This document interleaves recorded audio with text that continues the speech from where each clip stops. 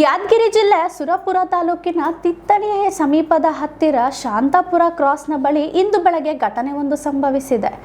ಖಾಸಗಿ ಬಸ್ ಹಾಗೂ ಕಾರಿನ ನಡುವೆ ಡಿಕ್ಕಿ ಹೊಡೆದ ಪರಿಣಾಮ ಬೆಂಕಿ ತಗುಲಿ ಕಾರಿನಲ್ಲಿ ಇದ್ದ ಜನರು ಮೃತಪಟ್ಟಿದ್ದಾರೆ. ಬೀದರ್ ಶ್ರೀರಂಗಪಟ್ಟಣದ ರಾಷ್ಟ್ರೀಯ ಹೆದ್ದಾರಿ 150ರಲ್ಲಿ ನಡೆದ ಘಟನೆ ಇದು.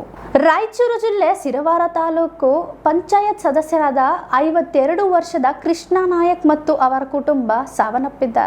ಇವರ ಕುಟುಂಬದ ಇಬ್ಬರು ಮಕ್ಕಳು ಗಾಯಗೊಂಡು ಯಾದಗಿರಿ ಜಿಲ್ಲಾಸ್ಪತ್ರೆಗೆ ದಾಖಲಾಗಿದ್ದಾರೆ. ಬೆಂಗಳೂರಿನತ್ತ ಕಲಬುರಗಿಗೆ ತೆರಳುತ್ತಿದ್ದ ಖಾಸಗಿ ಬಸ್ ಹಾಗೂ ಸುರೇಪುರ ವೇಣುಗೋಪಾಲ ಸ್ವಾಮಿ ದೇವಸ್ಥಾನದ ದರ್ಶನ ಪಡೆದು ಹಿಂತಿರುಗುವಾಗ ಕೃಷ್ಣ ನಾಯಕ್ ಕುಟುಂಬದ ಕಾರು ಮುಖಾಮುಖಿ ಡಿಕ್ಕಿಯಾಗಿದೆ.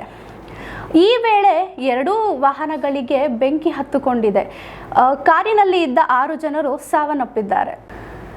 ಕೆಲವರ ತಲೆಬುರುಡೆ ಮಾತ್ರ ಕಾಣುತ್ತಿದೆ.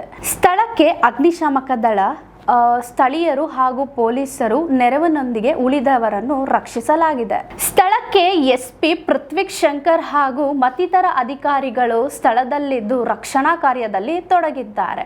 ಗಾಯಗೊಂಡ ಕೆಲವರನ್ನು ಯಾದಗಿರಿ ಜಿಲ್ಲಾಸ್ಪತ್ರೆಗೆ ದಾಖಲಿಸಲಾಗಿದೆ. ಖಾಸಗಿ ಬಸ್ಸಿನಲ್ಲಿ ಇದ್ದ 20 ಜನರು ಸುರಕ್ಷಿತವಾಗಿ ಇದ್ದಾರೆ.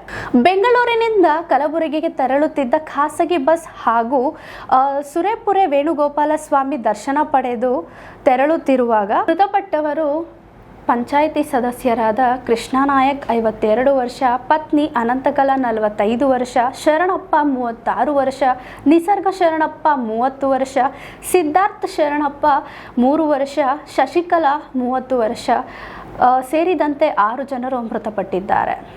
ಮಕ್ಕಳಾದ ಅದ್ವಿಕಾ ಶರಣಪ್ಪ, ಶ್ರೀಧಿ ಶರಣಪ್ಪ 1.5 ವರ್ಷದ ಮಗು ಗಂಭೀರವಾಗಿ ಗಾಯಗೊಂಡು ಯಾದಗಿರಿ ಜಿಲ್ಲಾಸ್ಪತ್ರೆಗೆ ದಾಖಲಿಸಲಾಗಿದೆ ಎಂದು ಪೃಥ್ವಿ ಶಂಕರ್ ಅವರು ಮಾಹಿತಿ ನೀಡಿದ್ದಾರೆ.